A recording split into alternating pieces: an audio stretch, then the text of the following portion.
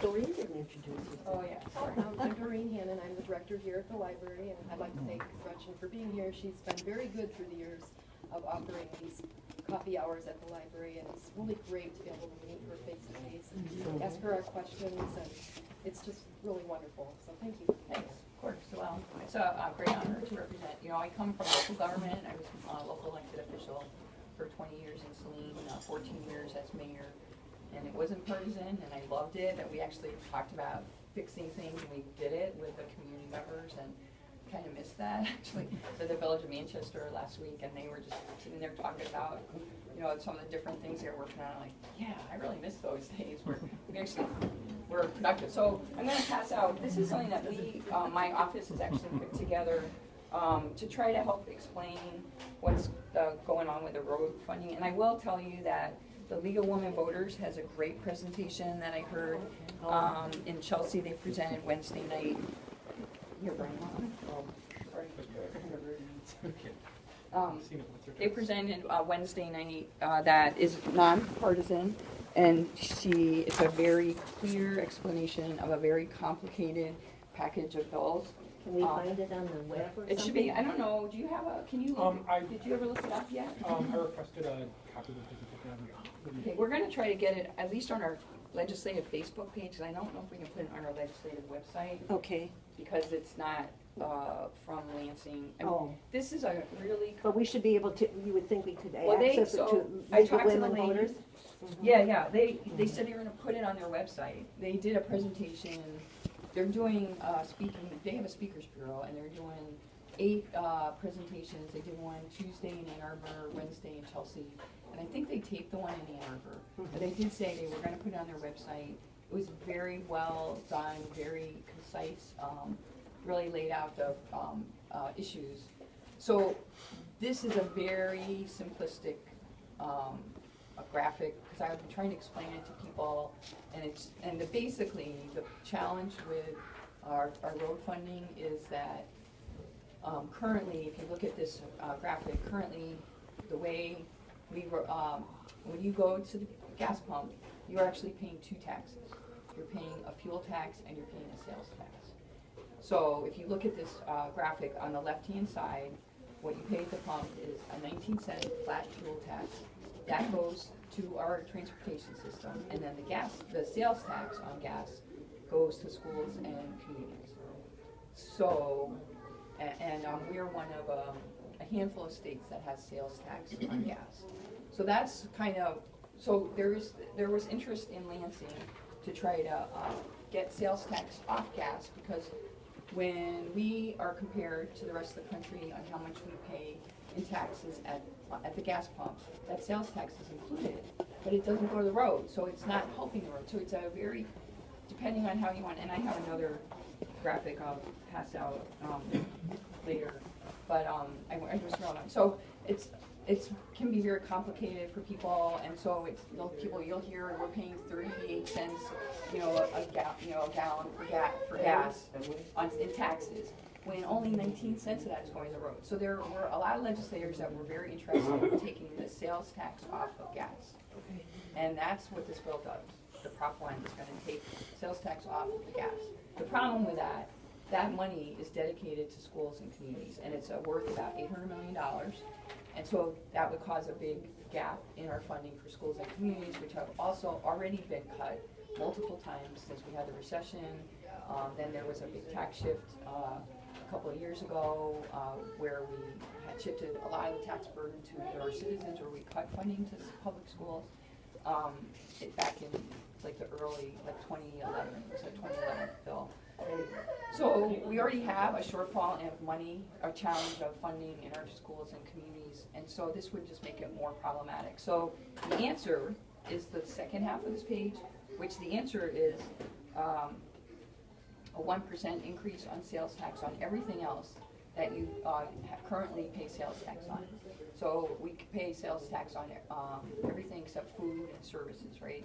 So that 1% increase will take care of covering that $800 million shortfall, and also will add a little bit more.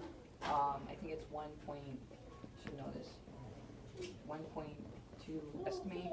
And there is, I didn't print it, but there is a Senate fiscal analysis that shows the history. It's about a 12-page, and I handed like all this stuff out Wednesday night to people because that was a neutral. She just wanted, legal and voters is nonpartisan, and I'm trying to be nonpartisan about this because transportation is a really big challenge for our state right now, and I was really interested in a solution. My personal solution would have been just to address the wholesale tax side and leave sales tax alone because I think it's very confusing and most people don't understand what we're doing here. And I think because people don't understand, they're confused and frustrated and they don't want to vote for it. And so we'll get to that in a minute. But so anyhow, so to replace the $800 million on the bottom, it shows the 1% increase, and then the flat fuel tax will go away. It's basically a wholesale fuel tax at the manufactured site. It's a percentage of sales. And it equals about, right now, 40 cents, I think, on the taxes, revenue. So it is a tax increase. There's definitely, this is a revenue increase for those folks that have questions about that. And the idea was it would be more, the money that you pay at the pump would go straight to the roads versus this kind of split right now. So are there any questions about what I just said? Yeah, I don't understand what we're gonna be paying at the pump. Okay, so it's like a percentage. It's basically a percentage. You're not gonna see it. So the thing that's like kind of crazy about all of this is if you go to the gas pump right now and you pay and you look at your bill, you're not gonna see sales tax. It's built into the price of gas. So it's the same thing will happen here with a wholesale. It's going to be built in the price of gas, and it will be a negligible change because the total amount right now is in the mid-30s per gallon, and so we're talking about around. But it's based on a price, so it's going to fluctuate. So it's pretty convoluted. But it's basically. We're at the wholesale level, so where oil is manufactured and processed, that's where the tax will occur. So do we already pay that wholesale fuel We tax? pay a flat fuel tax, All right, so we pay a flat fuel tax. and that's based on miles per gallon. So one of the challenges that the state's been having is it's not indexed. Well, the last time we addressed gas tax was in 1997. So we had inflation, cost of materials and labor. Costs have gone up, but our flat tax has not gone up, and so it's not indexed, and it's also based on miles per gallon, and cars are getting more and more miles per gallon, so you're actually paying a lot less now in gas tax than you were, say, 10 years ago. So for me, I went from a 93 car that probably got, less than 18 miles per gallon to a hybrid mix. A lot of the cars now are getting 25 to 40 miles per gallon. So we really diminished the revenue that's been coming into the system. Okay, but then you keep saying it's like, you're talking it's like 40 cents a gallon or 40% or? Well, it's a percent. It's based, it's 14, I should have probably printed the fiscal analysis. It's based on a percentage of the price. So just like the 6% sales tax, it's based on a percentage of the price, but it fluctuates with the price, right? So right now it's in the range of about 40 cents, about 40 cents per gallon, which is about a little bit more than what you're paying right now when you combine these two. That sounds like a lot more than we're paying now. No, If it's because 19 cents. but you're also paying the You're also paying 6%. 6% sales. Sales tax. Oh, okay. So if you, and I probably should have done a calculation on this. So does that percentage vary with the change in the price of the gas? Yes. Is what you're saying? Yes, and there's a So floor in other and a words, the cap. higher the price of the There fuel. is a cap. Okay, the amount of, the percentage that, that goes towards taxes changes. Right, but there is a cap on how a floor and ceiling. Okay. So it will be it will index every year, re-index based on the cost of living. Now, is this 1% sales tax is basically to replace that lost funding from this Right. sales tax on gas? Right. You talked about states around here that have the sales tax on gas. Do you know which one? Like, I lived in Indiana for a while, And their sales tax was 7% in general. Do they have the on gas? I don't I think didn't it was notice on it gas. much there. I don't know, I do have a, another sheet, I have the Free Press, I don't know if you guys saw the Free Press article about what I printed, cause it kinda, this Roads 101, have you guys seen it? Editorial, okay, you've seen it? Okay, so this will be something else, this is like for you to take home and read, it'll help you, cause it is really complicated, right, there's like 10 different parts to this, and then the other thing that I have is, this page that shows how per capita what we're paying in, and then also. Now it contrasts to the other states around us. I had a question, Gretchen, it's a done deal now, the proposal's on there. Great. Are you the Gretchen or Gretchen and also the? I don't know. You know, Tim Skubic had Jason Bolzer and Richard. Well, it's probably Gretchen Whitmer. She usually was the minority leader in the Senate. Okay, yeah, that's probably good. She's not there anymore because she was term limited. So do you have, you got this one? No, I don't. Sorry. Oh, you got one of those, okay. What was your question? We're gonna try to print a legal one voters one. It's a lot I don't know how the longer. proposal came together, but I just wondered if there was at some point a choice to just deal with the road funding.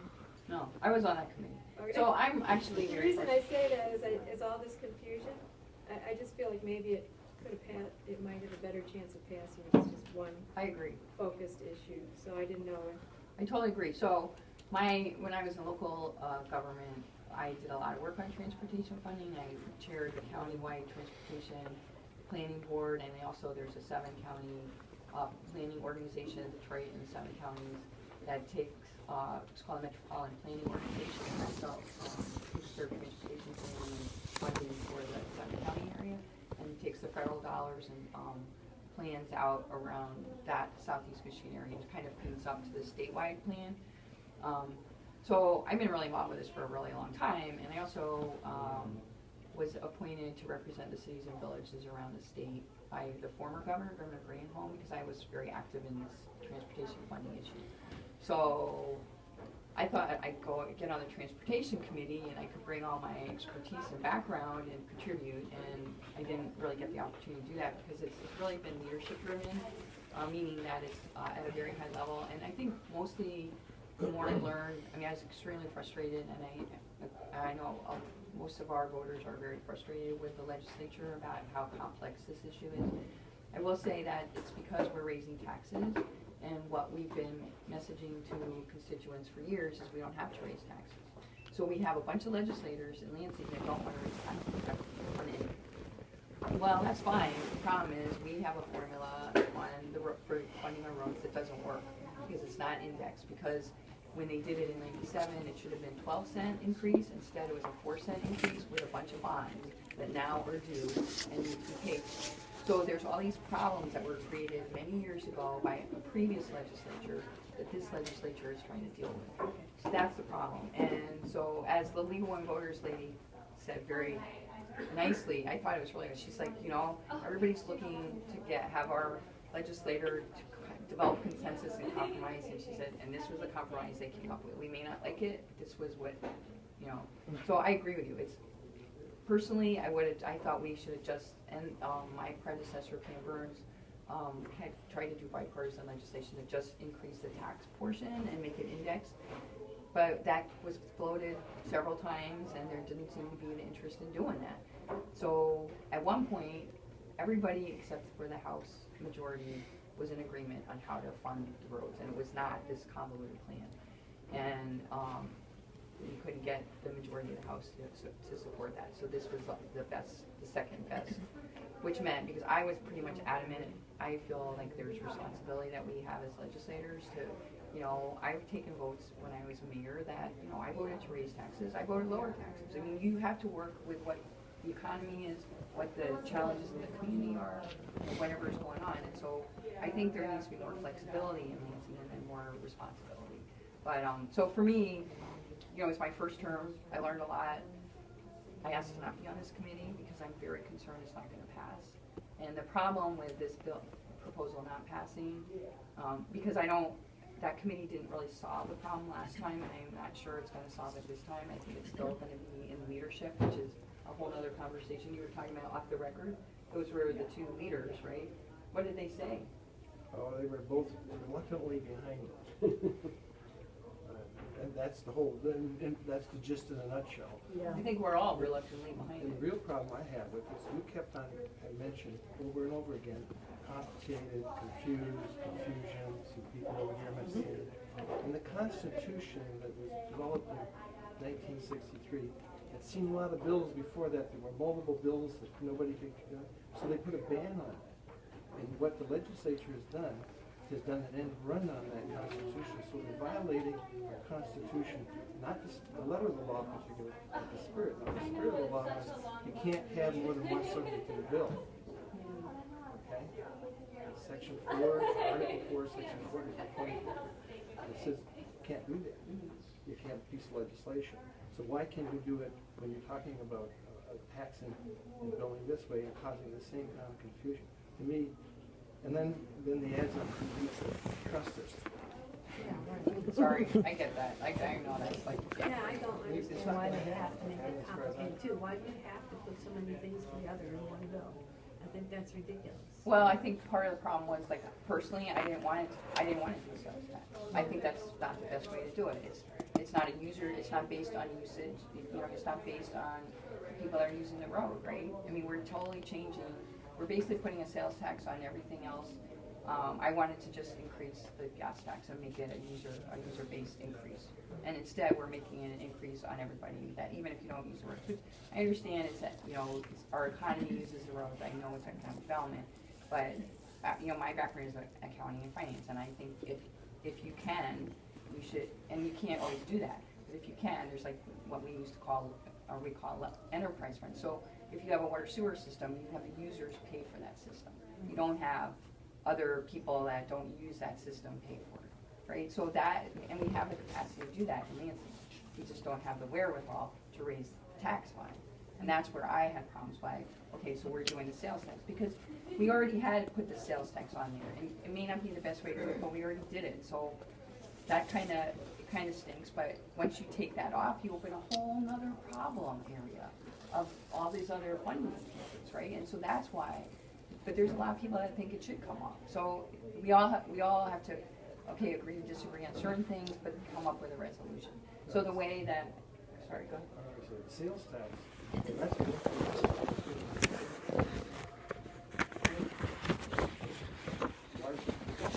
Well, Most you of know, the people are concentrated on the same thing.